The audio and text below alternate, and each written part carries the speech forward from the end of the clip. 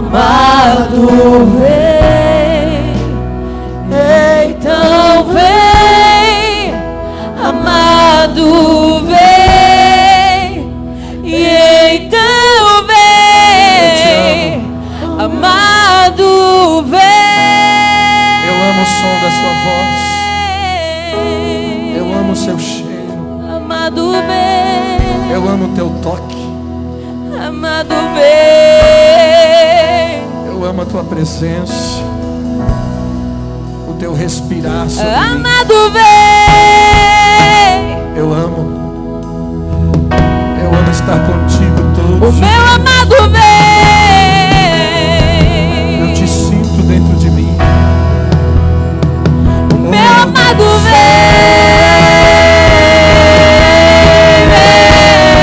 Vida em mim. meu amado vem, A minha vida. meu amado vem,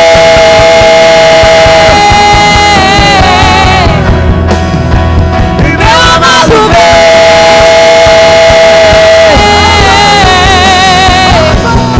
e vem e beija-me com tua glória, vem e beija-me com tua glória, vem e beija-me com tua glória, vem e beija-me com tua glória.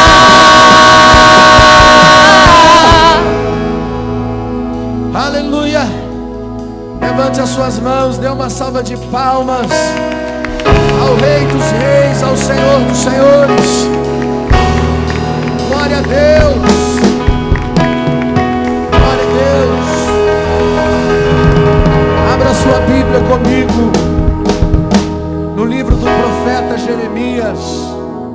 Glória a Deus.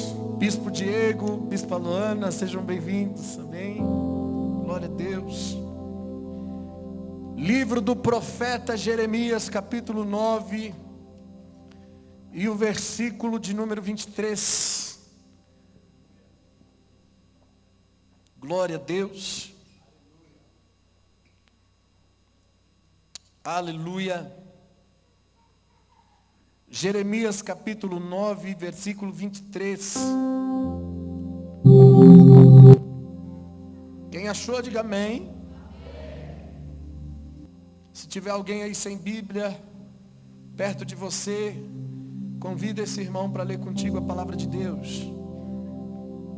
Versículo 23 diz assim: assim diz o Senhor, não se glorie o sábio na sua sabedoria, nem se glorie o forte na sua força, não se glorie o rico nas suas riquezas, mas o que se gloriar, glorie-se nisto, em me entender, em me conhecer, que eu sou o Senhor, que faço beneficência, juízo e justiça na terra, porque destas coisas me agrado, diz o Senhor.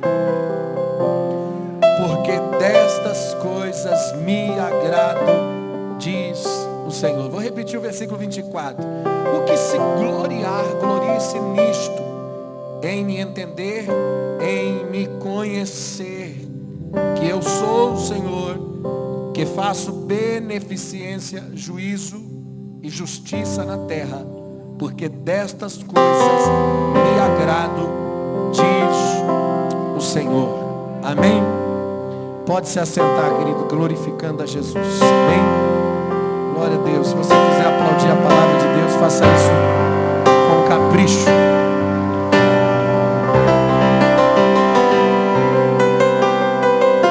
Aleluia. Glória a Deus. Eu quero compartilhar algo contigo da palavra de Deus. Talvez para muitos essa palavra não seja uma palavra de vigília. É que na verdade ainda tem muita gente presa naquela mentalidade de que o culto tem que ser culto de movimento. Se não tiver movimento no culto, não foi um culto avivado. entretenimento que eu falo é aquelas coisas que um cai, o outro pula, o outro dança, o pregador está sempre com aquele jargão. Receba! É fogo! E aí as pessoas vibram com isso. Porque normalmente nós estamos acostumados, quando eu falo nós estamos acostumados, eu falo a igreja no geral. Pelo menos a igreja Atalaias, né? O pessoal já mudou o seu ritmo. E também o seu entendimento está mudando. Nós estamos vivendo essa metanoia, essa mudança de mente. Todos os dias, até o melhor pregador, o exímio pregador está vivendo. Porque a palavra de Deus, ela se renova a cada dia. Nós sempre estamos aprendendo com a graça de Deus e com a palavra de Deus. E quando nós vivemos essa transformação de mente, nós percebemos que avivamento não é mais aquela coisa que acontecia lá atrás. Eu nasci num berço evangélico, fui criado dentro da Assembleia de Deus. Minha mãe era da Assembleia de Deus. Minha avó me levava para a igreja quando eu era criança. Minha avó era da Deus e Amor. E eu ia para a igreja Deus e Amor de criança. Minha avó me levava com ela. Eu dormia debaixo do banco. Minha avó levava o cobertor. E eu deitava debaixo do banco e dormia debaixo do banco da igreja. E eu adorava ir para a igreja com a minha avó, porque o barulho de oração era gostoso para dormir. E eu gostava de dormir naqueles cantos barulhentos da Deus e Amor. Então assim, irmão, eu nasci em igreja pentecostal. Fui criado dentro da igreja pentecostal.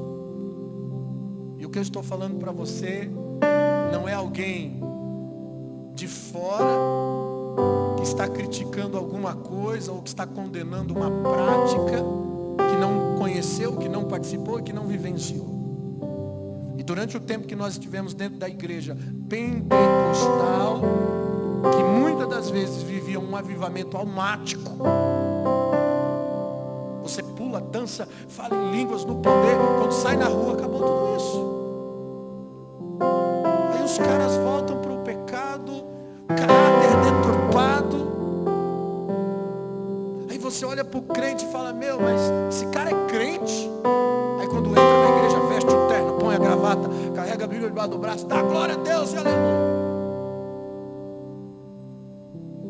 E eu não sei se você já viu um desses caras dentro da igreja profetizando, espiritual au. E aí depois você vê ele lá na rua, voltou para as drogas. Aí você vê ele lá na rua fazendo tudo errado. Aí depois você vê ele na igreja pulando de um pé só, na unção da bicicletinha,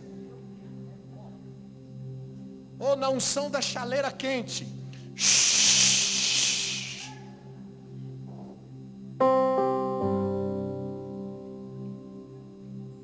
Ou na unção do helicóptero. Aí você olha o cara lá na rua e você não consegue identificar o testemunho dele.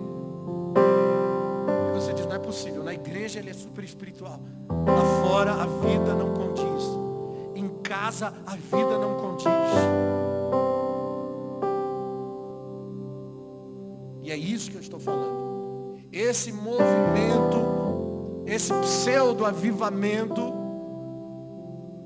que trata mais na nossa emoção, na nossa alma, do que propriamente uma mudança que precisa acontecer interna no nosso coração, no nosso caráter, uma mudança da nossa vida, uma integridade de Deus que precisa ser gerada na gente, não acontece. Por quê? Porque a vida inteira nós passamos dentro da igreja ouvindo coisas que queremos ouvir. Deus vai dar vitória. Receba a bênção já. Às vezes o irmão vem para a igreja, está 10 anos dentro da igreja, e ele vem para o culto precisando de uma confirmação. Aí eu preciso de uma confirmação de Deus. E toda vez que você diz que precisa de uma confirmação de Deus, você está dizendo o seguinte para Deus: Deus, eu ainda não acredito, eu ainda não tenho uma fé concreta. Porque quem tem uma fé concreta, uma fé firmada, não precisa de confirmações, ele tem convicções. E quem tem convicções não se abate abençoá-la. Qual é a diferença de uma vida convicta? Paulo disse: quem me separará do amor de Deus? O perigo, a fome, a espada. Ele disse: não, nem a altura, nem a profundidade, nem os anjos, nem os demônios, nem o que há de vir, nenhuma outra criatura poderá me separar do amor de Deus que está em Cristo Jesus, o nosso Senhor. Sabe o que é isso? É uma fé convicta. Circunstâncias não mudam o meu coração, não mudam minha adoração, não mudam o meu comprometimento com Deus. Circunstância não me tiram da igreja, não me roubam da oração. Independente do que eu estou vivendo, do que eu estou passando, eu tenho uma fé convicta e ela não me rouba de Deus.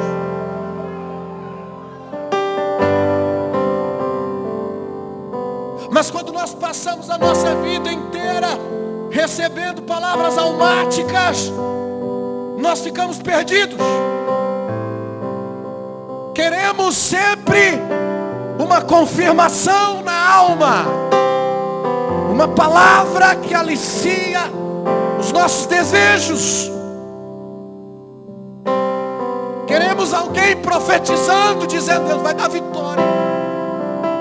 Receba agora. Pronto, já saio feliz. Uau, o culto foi uma bênção de Deus. Hoje eu entrei arrebentado, estou saindo feliz, aliviado, porque Deus falou que vai me honrar. Irmão, você saiu da porta para fora, no outro dia você está na mesma condição que você estava antes, cheio de dúvidas,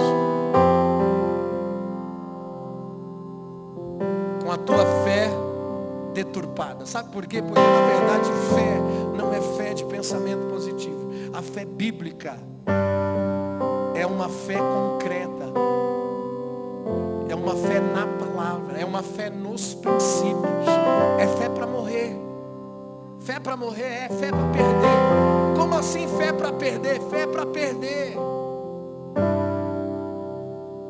Aquele que perder a sua vida por amor de mim encontrará a vida eterna. Isso é fé.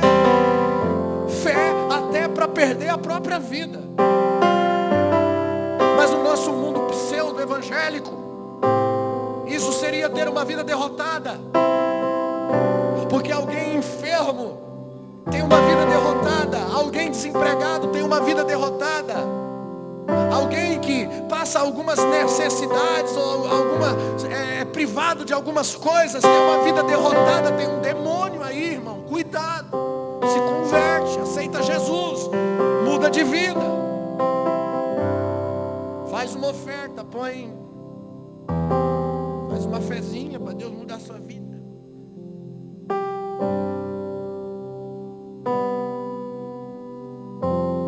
Quando o mestre deixou muito claro: no mundo tereis aflições, mas tem de bom ânimo. É aqui que é difícil, ter bom ânimo no meio das aflições. Quando é que eu consigo ter bom ânimo em meio às aflições?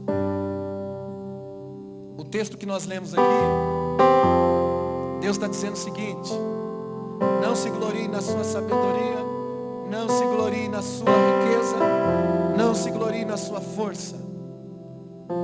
E a igreja faz tudo ao contrário. A gente dá glória na riqueza, na força, na sabedoria. Tudo que a gente conquista, a gente vem, traz para o altar, traz para o nosso para a nossa vitrine espiritual. Colocamos tudo na nossa parede, os nossos troféus, os nossos tesouros da terra, e colocamos Deus no meio, dizendo glória a Deus por tudo isso. Aí Deus vem e diz assim: não, você só tem um motivo para dar glória a Deus: me conhecer e me entender. Diga comigo essas duas palavras: conhecer e entender. Agora preste atenção aqui, porque conhecer é uma coisa, entender é outra. Você pode conhecer a Jesus e não entender Jesus. Na verdade, o grande problema da igreja nos dias atuais é que conhece Jesus, mas não entende. E aí eu preciso entender o quê? Que sou o Senhor. Que sou o Senhor e que tem uma obra e tem um propósito.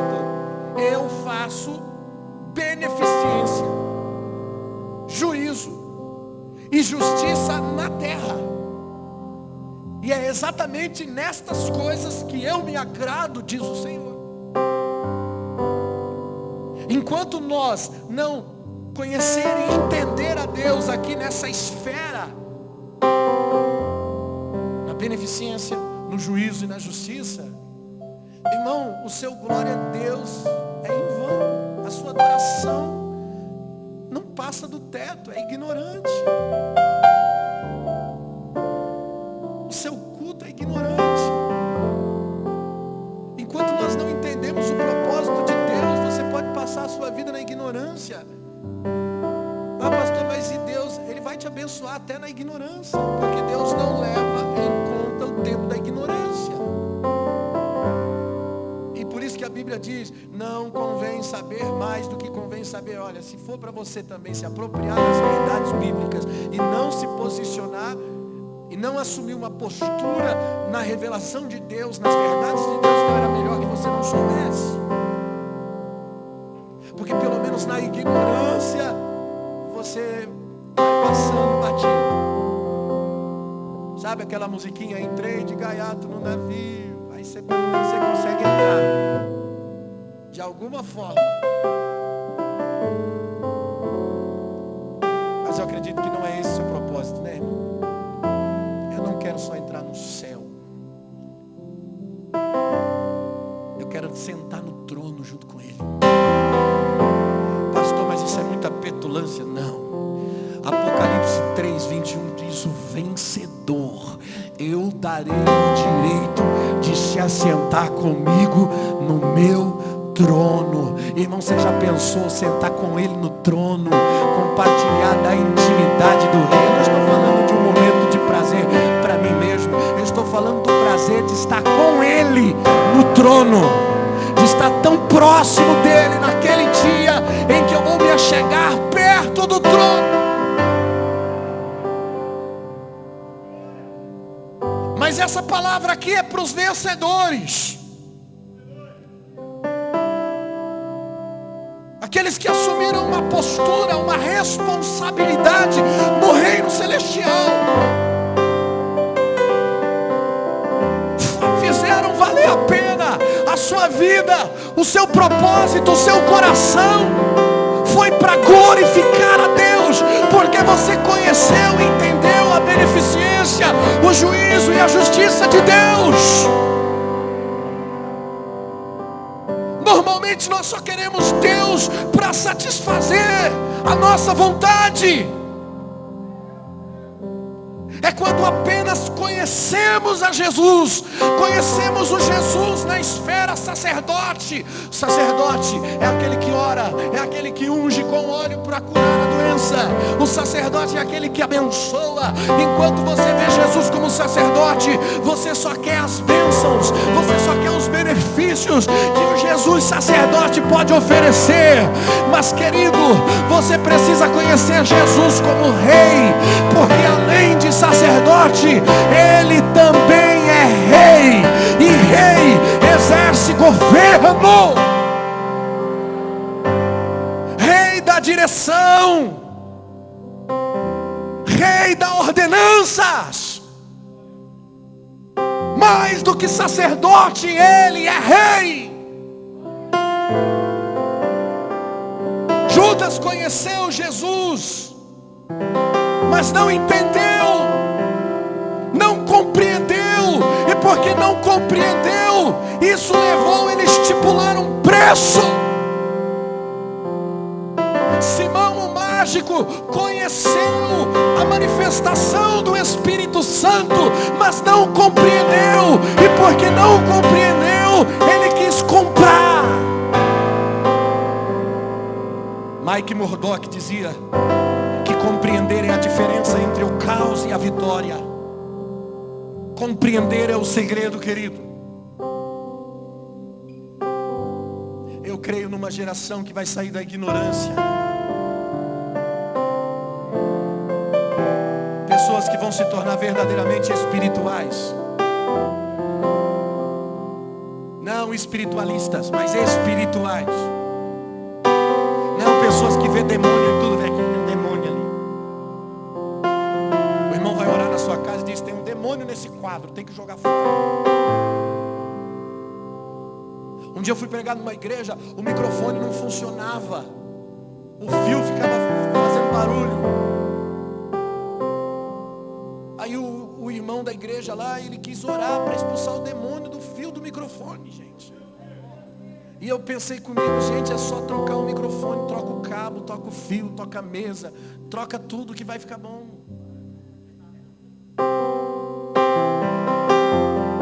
Mas às vezes nós vemos uma mentalidade tão ignorante no meio evangélico. A compreensão é o segredo.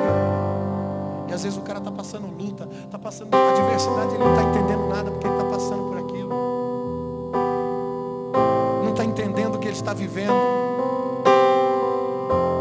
Quando você compreende os propósitos de Deus, sabe o que você vai experimentar?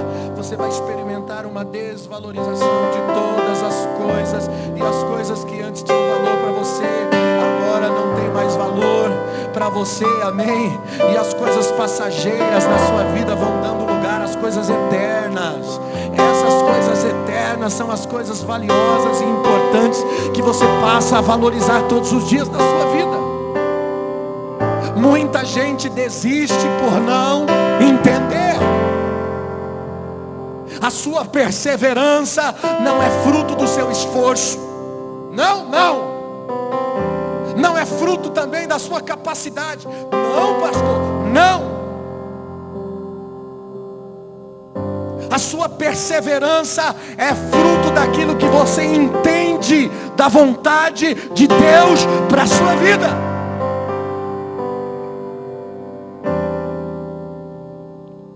Quando você entende, a paz vem no seu coração. Esses dias eu ouvi um testemunho de uma irmã que chegou para mim e me contou uma experiência onde a mãe dela estava entubada, vivendo um momento assim, à beira da morte, e ela desesperada, com muita tristeza, angustiada, muito desesperada no hospital, não sabia o que fazia. Aí minha mãe, e aí de repente ela foi para a oração, abriu a palavra, e Deus deu uma palavra para ela, falando: há tempo para todas as coisas, há tempo de nascer e há tempo de morrer. Quando ela leu aquilo, ela descansou. Ela saiu dali e disse: Deus está recolhendo minha mãe, só que numa paz tão grande. Porque quando você entende ou compreende uma ação de Deus, ainda que seja para a morte, tem paz. Ainda que seja uma coisa ruim que está acontecendo, que aparentemente é ruim, mas quando nós compreendemos a vontade de Deus, até a coisa ruim se torna boa. Porque Deus sabe o que faz. A vontade dele é perfeita. E aí há um descanso no nosso coração, não há mais um desespero. Amém, querido? Efésios 4,17, o apóstolo Paulo diz assim: digo isso, testifico no Senhor, para que não andeis mais como andam os gentios, na vaidade da sua mente, entenebrecidos no entendimento, separados da vida de Deus pela ignorância, pela dureza do coração, os quais, havendo perdido todo sentimento, se entregaram à dissolução, com avidez cometeram toda a impureza. Mas vós não aprendeste assim com Cristo, se é que tendes ouvido, e se é que nele foste ensinado, como esta verdade em Jesus, que quanto no trato do passado vos despojeis do velho homem, que se corrompe pela concupiscência do engano, e vos renoveis no espírito da vossa mente. Diga comigo: espírito da mente. Sabe o que Paulo está dizendo aqui? Ele está falando de entendimento. Se renovar no espírito da mente é renovar o entendimento. e também vos revistais do novo homem, que segundo Deus é criado em verdadeira justiça e santidade. Aleluia! Não é só erguer a mãozinha para Jesus e dizer: pronto, pastor, eu aceitei a Jesus, virei crente, virei evangélico. Tem que haver mudança, irmãos. Tem que haver uma vida separada com Deus, e tem que haver uma renovação de mente. Romanos 12:2: não vos conformeis com esse mundo, mas transformai-vos pela renovação da vossa mente, para que experimenteis qual seja a boa, agradável e a perfeita vontade de Deus. E se gloriar, glorie-se nisto, em me conhecer, em me entender e saber que sou Deus, e que faço beneficência, juízo e justiça, porque é dessas coisas que me agradam. E é exatamente nesta ordem que nós conhecemos o Senhor. Primeiro nós conhecemos a beneficência, depois nós conhecemos o juízo e a justiça, na ordem. E aqui a palavra beneficência, em algumas traduções tem a palavra misericórdia, que se divide em duas palavras: miseros, cardia. Miseros, que vem da palavra miséria; cardio, que vem da palavra cardíaco, do coração, que significa olhar para a miséria com os olhos do coração, com amor, com sentimento. Foi isso que Deus fez, pela sua infinita misericórdia que nos amou. Ele olhou para a miséria da minha vida com o seu coração, e por isso Ele me amou. O benefício, querido, é a graça imerecida, é a misericórdia de Deus. Aconteceu na cruz, quando Jesus levou a sua vida por nós na cruz. Efésios 2:1: Ele nos vivificou, estando nós ainda mortos nos nossos pecados. Em outro tempo andávamos segundo o curso desse mundo, segundo os príncipes e as potestades. Andávamos nos desejos da nossa carne, fazendo a vontade da carne e dos pensamentos. Éramos por natureza filhos da ira, mas Deus, que é rico em misericórdia, pelo seu muito amor que nos amou, estando nós ainda mortos nas nossas ofensas, Ele nos vivificou juntamente com Cristo, riscou a cédula de dívida que era contra nós, cravou na cruz do Calvário.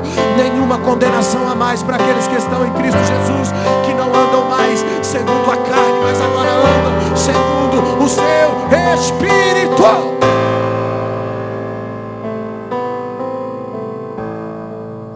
E a maioria de nós conhece o benefício, mas não entende.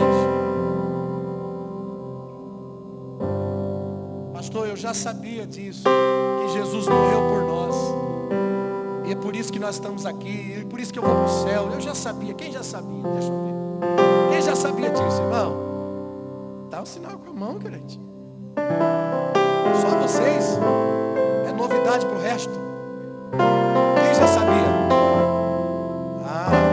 Não é pegadinha não, estou falando sério.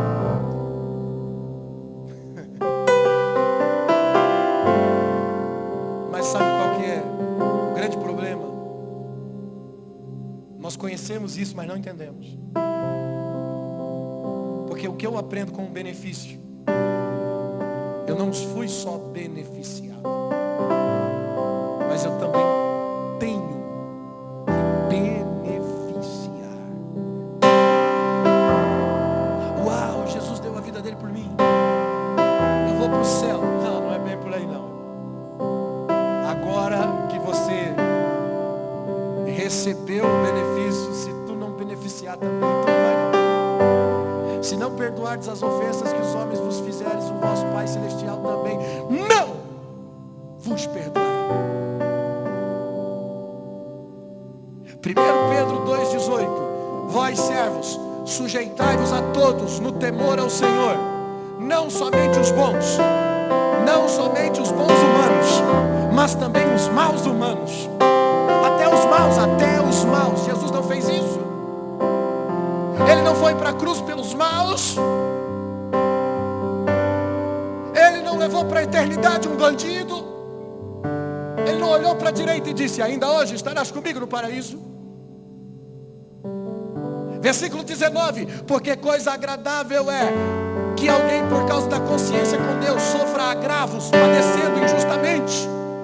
Porque que glória será pecando, sois esbofeteados e sofreis? Mas se fazendo o bem, sois afligidos, sofreis, isso é agradável a Deus. Quer dizer que apanhar fazendo o bem é agradável a Deus. Quando alguém te bate na face direita, você dá a esquerda, Deus se agrada disso. Quando alguém te toma a capa, você diz: leva a túnica, Deus se agrada disso. Quando você serve e se sujeita até os maus, até os que te ferem, até os que te prejudicam. Eu vou continuar o texto, versículo 21. Porque para isso sois chamados. Pastor, tem um chamado de Deus. Qual que é? Cantar bonito, gravar um CD, ficar famoso. Eu vou até investir uma carreira aqui, uma assessoria, o meu ministério explodir na terra. Para isso que eu fui chamado. Não foi chamado para isso aqui. Porque para isso foste chamado. Pois também Cristo padeceu por nós, deixando o exemplo para que sigais as suas pisaduras, o qual não cometeu pecado, nem na sua boca achou engano. Eu não posso ser beneficiado se eu não beneficiar. Mateus 6,15: se não perdoares as ofensas dos homens, o vosso Pai Celestial não vos perdoará.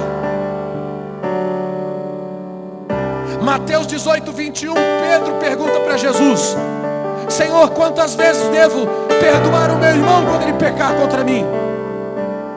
Jesus responde: 70 vezes 7 por dia. Aí Pedro responde: nos acrescenta fé. Meu Deus, tem que ter fé. Hoje as pessoas, irmãos, esperam o mal para os seus adversários. Mesmo estando na igreja, você está torcendo para que aquela pessoa que te feriu, que te aborreceu, que fez alguma coisa, que te pegou dinheiro teu e não pagou, que falou mal de você está torcendo para ela se dar mal. Por isso tanta música de vingança na igreja hoje, tanta pregação de vingança na igreja hoje. E quando a pessoa que te denegriu se dá mal, aí você se alegra. Você diz: oh glória, Deus é fiel, aleluia, eu sabia. Eu sabia. Não é assim? Alguns têm a cara de pau de dizer: não, Deus falou comigo que ia me honrar. Quer dizer que a derrota do teu irmão é a tua honra. É isso.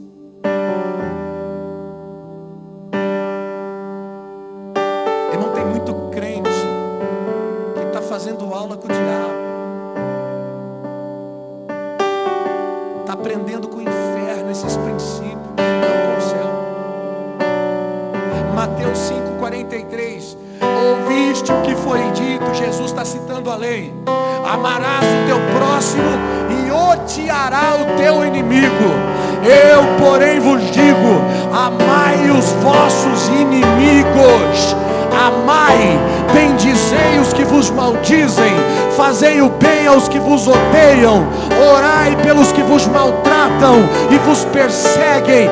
Para quê? Para que sejam filhos do Deus Altíssimo que está nos céus. Você pode ser crente, evangélico, cristão, seja lá o que você quiser, mas filho de Deus você não é, enquanto não tiver essa característica de amar até o teu inimigo.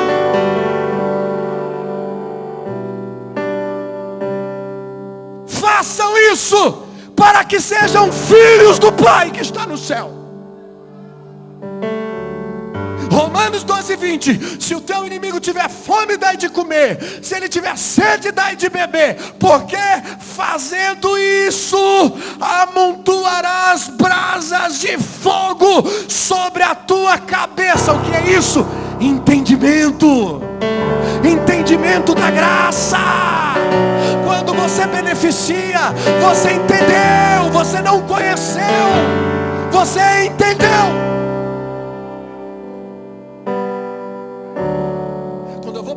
Nos pés de Jesus, dizer: Pai, o Senhor já me perdoou, me abençoa. Uau, você conheceu, mas entender. Quando o teu inimigo tiver fome, dai de comer. Quando ele tiver sede, dai de beber. Porque é aqui que a brasa de fogo, que o entendimento vem sobre a tua cabeça, sobre a tua mente. Lucas 9:23, Jesus dizia assim: se alguém quiser vir após mim, negue-se a si mesmo, tome a tua cruz e me siga.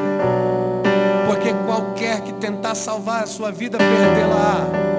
Mas qualquer que por amor de mim perder a sua vida, a salvará. Eu conheço a cruz quando eu sou beneficiado por ela.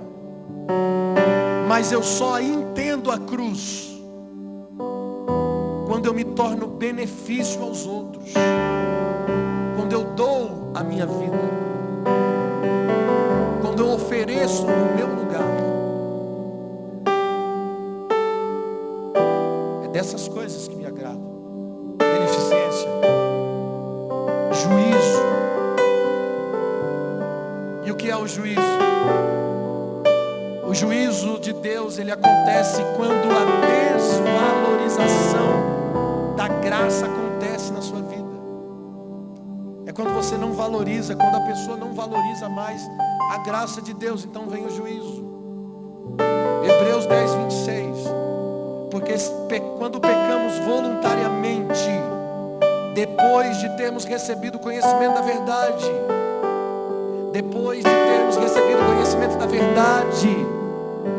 já não resta mais sacrifício pelos seus pecados, mas apenas uma expectação horrível de juízo, de ardor, que devora as pessoas. Está na Bíblia.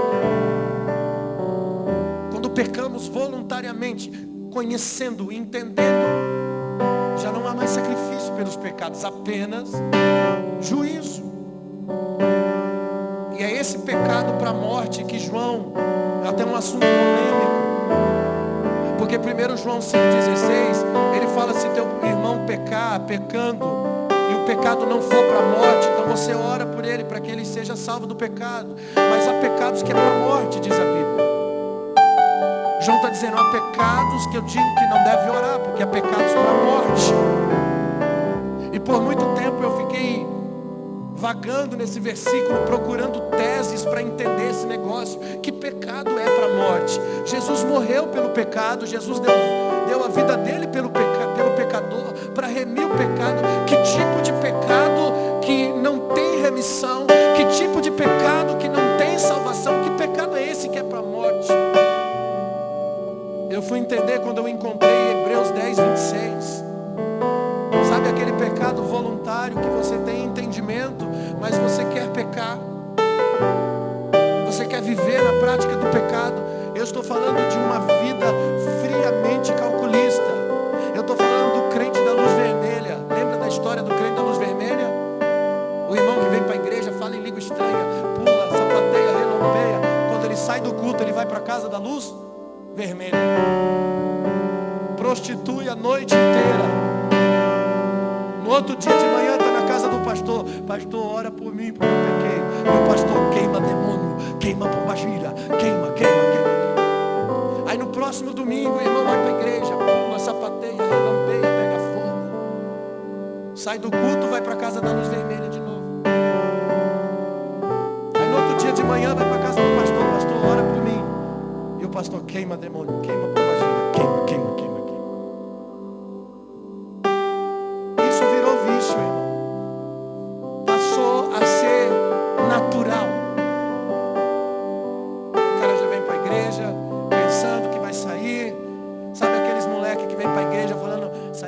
vou catar umas crentes, vou sair com as minas. Pastor, você acha que tem isso? Ah, você que pensa.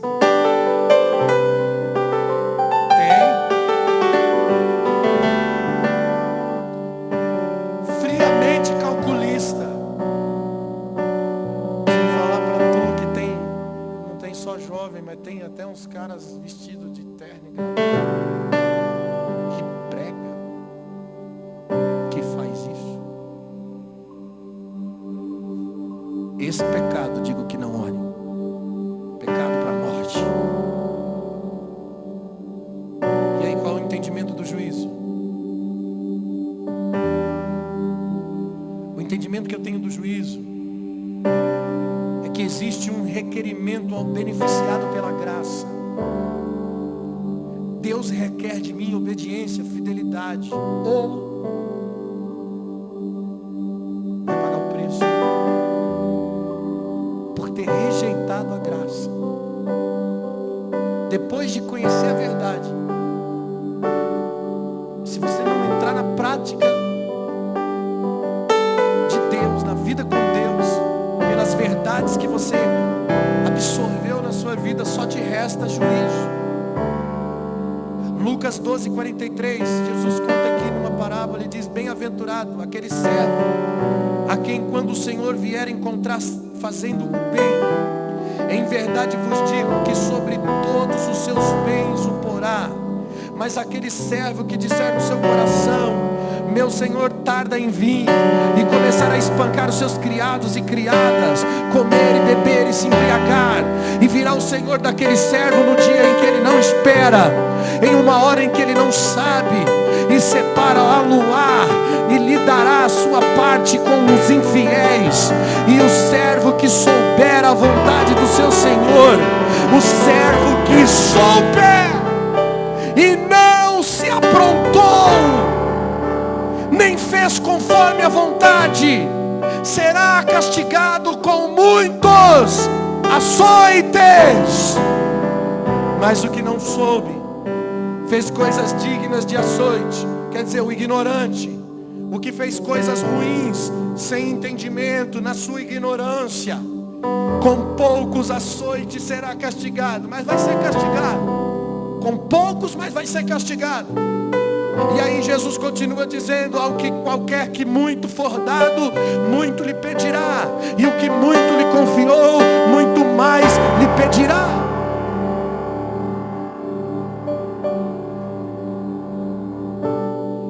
Mas escute, o entendimento do juízo não me dá o direito de julgar.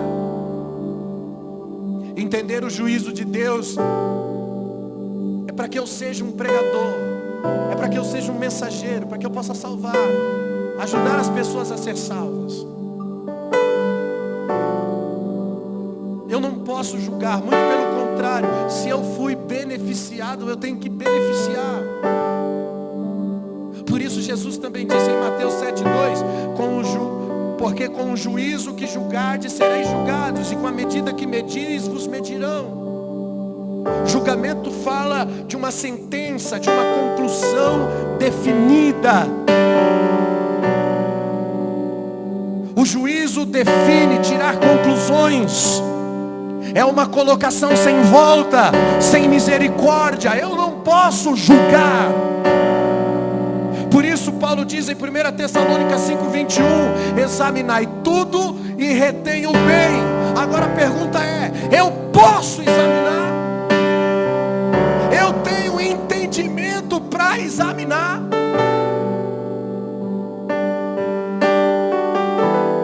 Versículo 22, abstenhos de toda a aparência do mal. Irmão, o ato de correção não é julgar. Eu posso corrigir, mas não julgar. Hebreus 3:13, exortai-vos uns aos outros todos os dias durante o tempo que se chama hoje. Quando é que eu tenho que exortar? Hoje. Para que nenhum de vós endureça pelo engano do pecado. Endureça o coração pelo engano do pecado. Até na forma transforma do juízo de Deus a graça. Deus só exerce o juízo quando não há mais forma de graça, ou seja, quando já não sou mais ignorante, quando tenho entendimento, quando o pecador tem consciência, tem entendimento do pecado, e sem nenhuma tentação, é por livre decisão, ele decidiu, ele escolheu pecar, e aí Deus vem com o juízo. Eu vou traduzir em outras palavras, quando você não tem mais vergonha na sua cara, juízo. Paulo entregou um homem nas mãos de Satanás, mas não foi para a morte. Ele entregou nas mãos de Satanás para que ao menos a sua alma se salvasse. Às vezes o juízo de Deus precisa vir para que o arrependimento seja despertado no seu coração. Às vezes nós temos que perder algumas coisas, temos que sofrer alguns agravos, alguns danos, para voltar à essência de Deus, para voltar à origem de Deus, para que o nosso coração se abra ao Senhor, para que o Espírito Santo tenha acesso, tenha liberdade para nos transformar. Porque enquanto seu coração está endurecido pelo seu próprio orgulho, pelo seu próprio ego, Deus não pode fazer nada por você, porque Deus não faz nada sem arrependimento, sem mudança de coração. Aí o juízo vem que é para te dar um chacoalho, irmão, para te dar um sacode, meu filho. Por isso os pregadores de Deus precisam pregar sobre o juízo.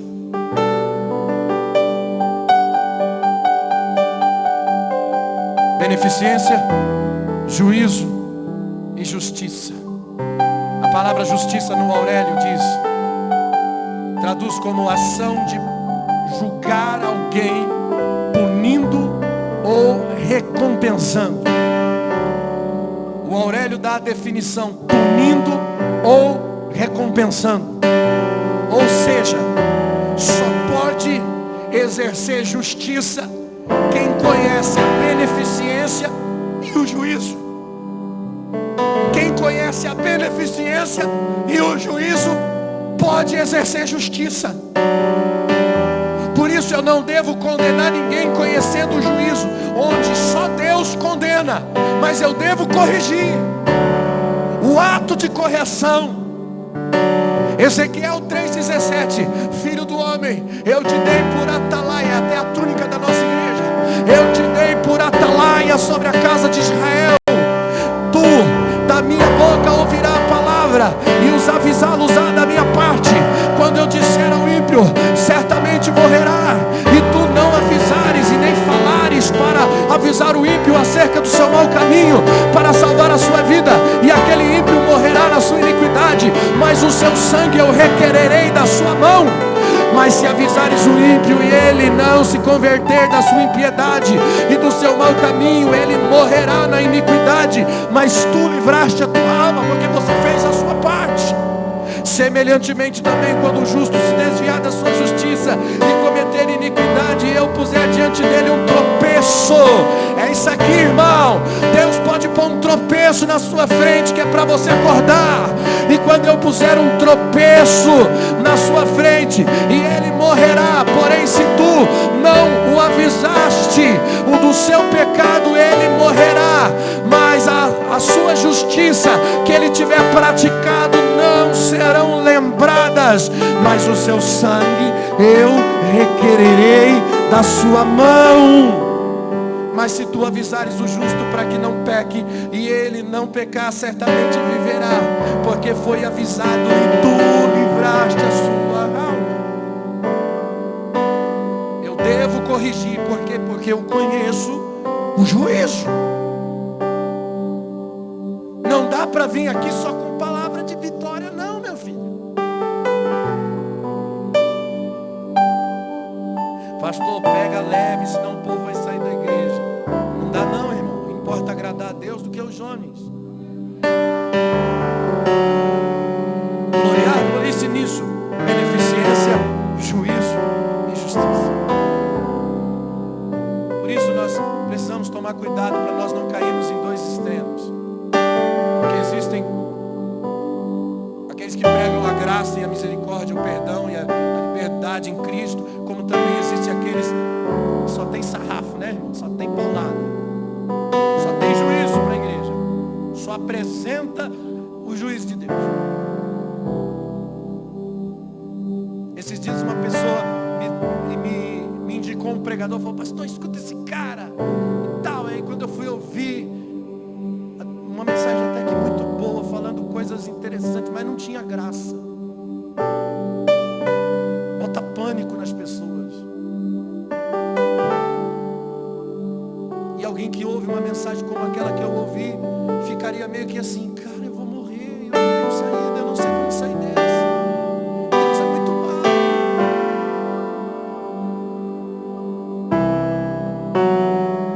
Nós devemos saber temperar as coisas.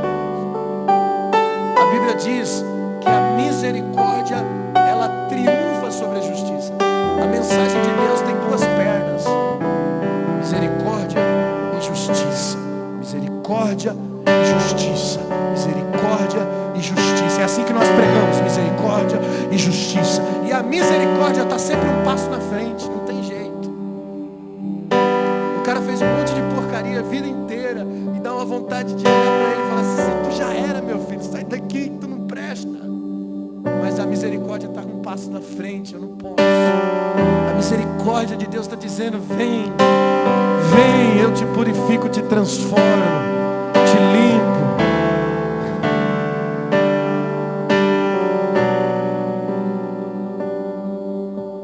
Houve um tempo na minha vida que eu acho que eu fui meio que justiceiro. E todas as vezes que eu preguei uma mensagem pesada, era porque eu me sentia muito santo, de verdade. Eu me sentia muito ungido, santo. E o Espírito Santo me mostrou que eu não era tão santo, que eu ainda tinha muito que me santificar. E Deus me quebrou, irmão. Deus moldou o meu coração. E eu acredito que Ele ainda está moldando o meu ministério para ser um pai melhor, um esposo melhor, um pastor melhor.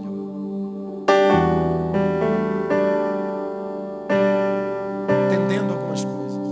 E a primeira coisa que eu entendi é que eu não sou o santo que eu pensava ser. E eu comecei a provar uma desvalorização de mim mesmo. Toda vez que eu entro para oração, eu me sinto pior. Eu me sinto mais incapaz e mais incapaz. Quer saber isso? Isso tem me tornado mais dependente também. Eu me preocupo com isso, de gerar pessoas implacáveis. O que precisa ser implacável na sua vida é o seu amor. O seu amor precisa ser implacável, não o seu julgamento, não os seus conceitos teológicos sobre igreja, ministério ou congregação. Você precisa ter um amor implacável, um amor imutável, como o amor de Deus. Nós só podemos receber isso pelo Espírito Santo. Ninguém perdoa sozinho. Você só consegue perdoar quando você recebe essa essência do próprio Espírito Santo.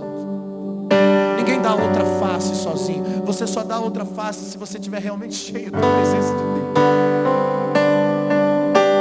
Ninguém é bonzinho não, meu filho. Somos maus. Toma cada lá, é assim que funciona.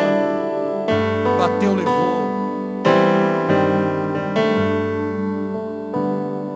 Quando eu chegava em casa da escola, que eu brigava na escola, apanhava na escola, eu chegava em casa, meu pai dizia assim para mim: se você chegar aqui chorando, vai tomar outra surra. E aí meu pai dizia assim: se você apanhar, se alguém te bater, dá de volta.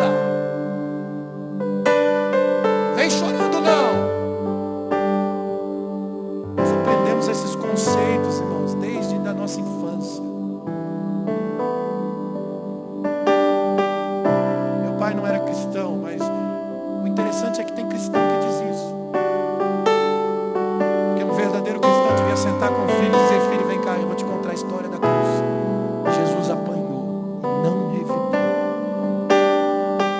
Não, pastor, mas eu vou ensinar meu filho a ser um bunda mole. Desculpa, perdão da palavra. Não, você vai ensinar ele a ser sacrifício. E depois ser justificado por alguém. O único que pode justificá-lo, que pode fazer justiça, que pode cuidar dele é o Senhor. Nosso conceito de justiça, irmão, está errado. A minha correção, o fato de eu conhecer o juízo de Deus, deve me despertar a corrigir em amor. Eu devo beneficiar porque eu fui beneficiado. Eu conheço a beneficência. A justiça é exatamente a prática entendida dessas duas coisas, do benefício e do juízo. O que muita gente acredita ser uma caridade, nós podemos definir como justiça. Porque eu preguei aqui na oferta. Segundo Coríntios 9:7, cada um contribua segundo propôs no coração, não com tristeza, nem por necessidade, mas com alegria, porque Deus ama o que dá com alegria. Deus é poderoso para abundar em vós toda graça, a fim de que, tendo tudo sempre, toda suficiência, abundeis em toda boa obra, conforme está escrito: deu aos pobres e a sua justiça permanece para sempre. Deu aos pobres. Olha aqui, o teor de justiça está ligado a essa palavra. Deu aos pobres e a sua justiça permanece para sempre. Esse é o motivo para Deus te prosperar, para você dar aos pobres. Versículo 10, ora, o que dá semente ao que semeia também vos dá pão para comer. Ele multiplicará a vossa sementeira, aumentará o fruto da vossa justiça, para que, tendo tudo, enriqueçais em toda a beneficência, a qual se faz por nós, e também se dê graças a Deus, porque a administração desse serviço não supre só a necessidade dos santos, mas também abunda em obras que se dão graças a Deus.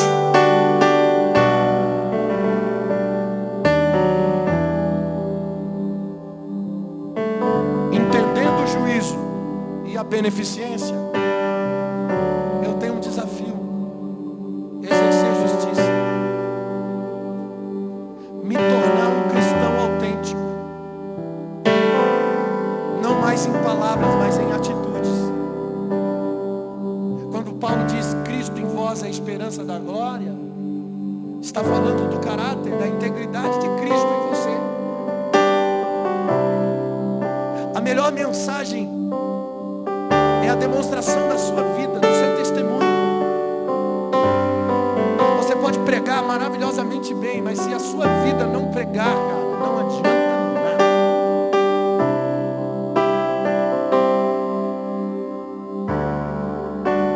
A tua vida tem que pregar em primeiro lugar na sua casa.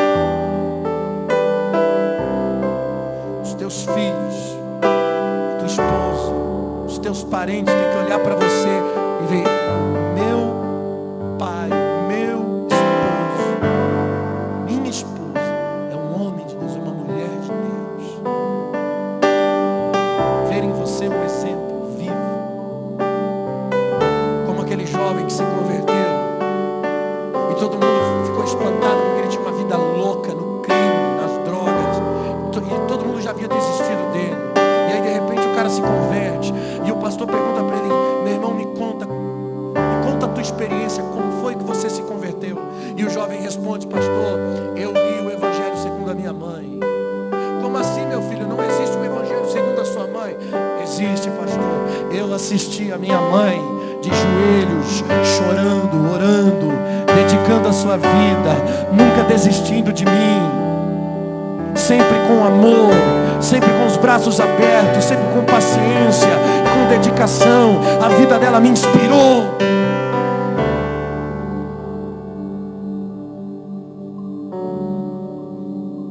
Essa é a melhor mensagem mensagem, e essa é a mensagem que vai salvar a humanidade.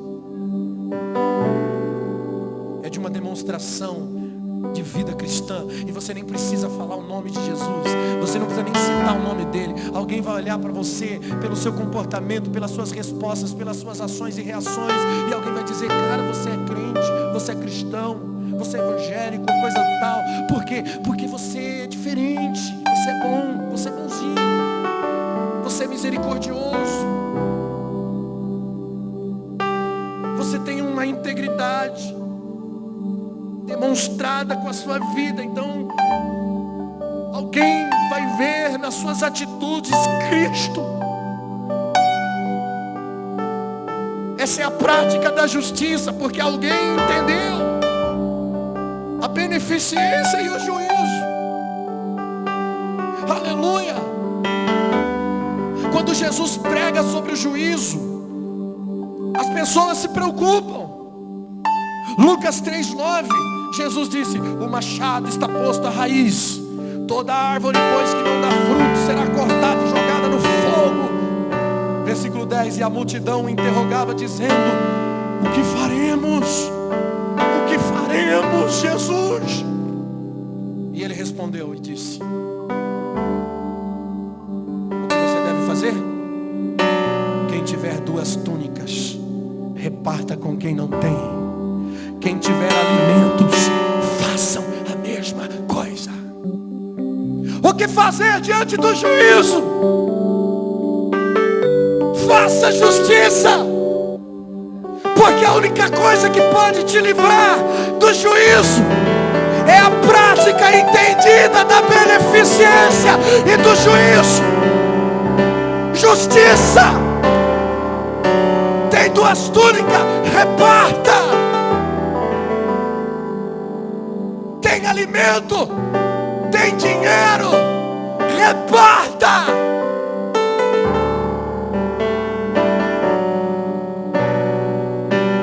Quer se gloriar, glorie-se nisto. Me entender, saber que sou Deus e que faço beneficência, juízo e justiça. Se você entender Deus, você será sábio. Tiago 3,17 diz: a sabedoria do alto é primeiramente pura, depois pacífica, moderada, tratável, cheia de misericórdia, cheia de bons frutos, sem parcialidade, sem hipocrisia. Essa é a sabedoria do alto. Você terá motivos de sobra para adorar a Deus, para dar glória, para se sentir feliz pelo seu cristianismo.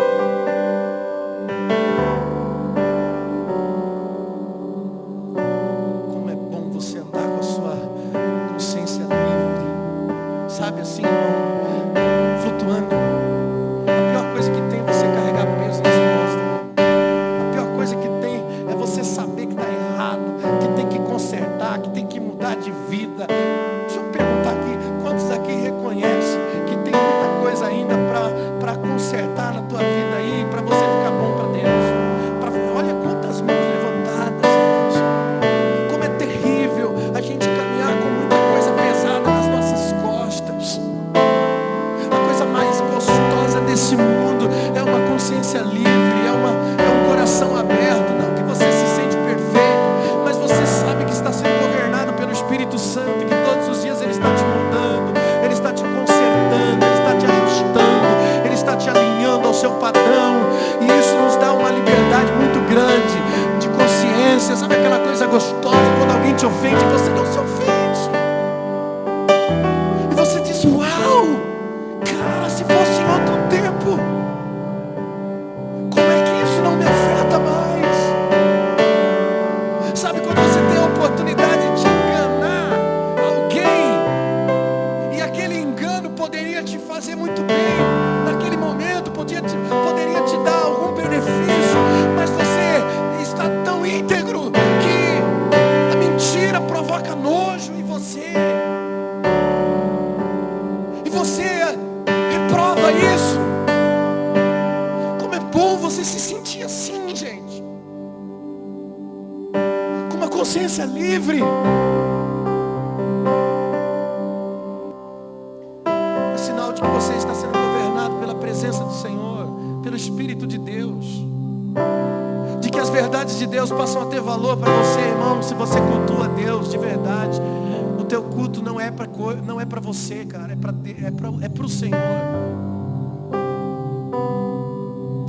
É para você absorver o que Ele tem para você viver. A glória que você dá a Deus é na mudança do seu comportamento e da sua vida. Cristo em vós é a esperança da glória. Se alguém pode ver Cristo em você, é isso. Nós estamos chegando ao ponto certo.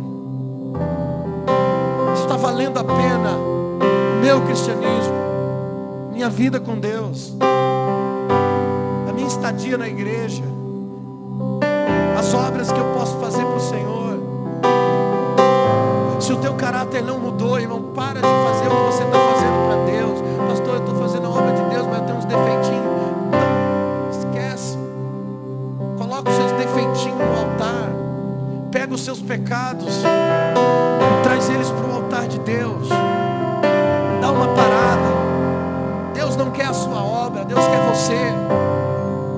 Deus não quer o que você faz, Deus quer a sua vida. Você é mais importante do que o que você pensa que você tem que fazer para Deus. Seja alguém aprovado por Deus. Nossa luta não é para ser aceito, é para ser aprovado. Lute para ser aprovado. Se você for aprovado por Deus, ponto, você está pronto.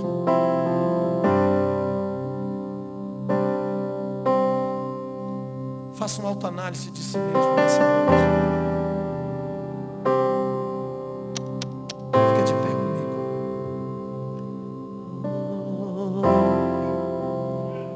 Dê uma resposta para essa palavra. Coloque diante do altar de Deus a sua vida. Reconheça os pontos fracos da sua vida diante de Deus. Hoje, agora.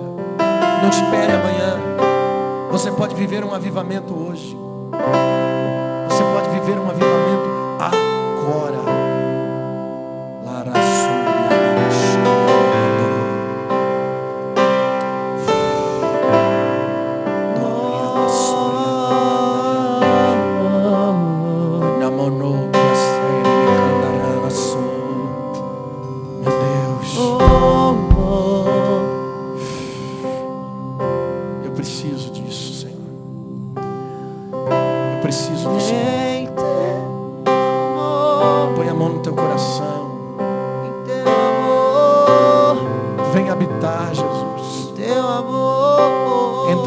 Entranhas do meu espírito, da minha alma, do meu corpo.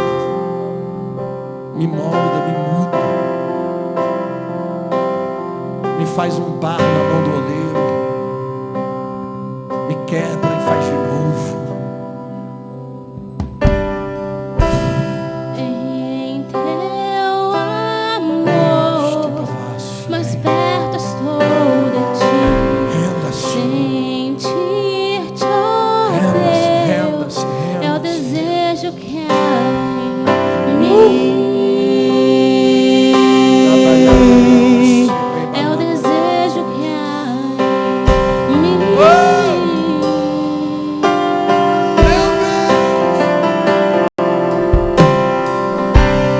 E hoje eu sei que posso me prostrar, purificar. Você que foi confrontado por essa palavra, você que reconhece, pastor, é tudo para mim. Hoje eu tomei uma surra da palavra e eu aceito.